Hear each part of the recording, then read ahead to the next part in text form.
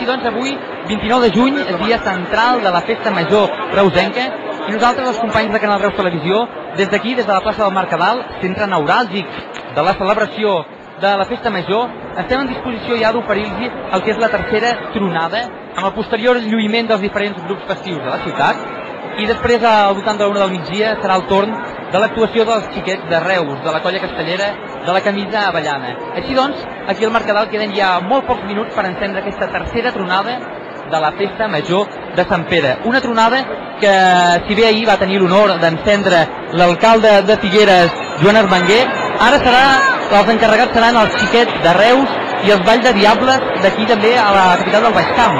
perquè si recordem aquestes dues entitats d'aquí a la ciutat fan 25 anys. Així tot...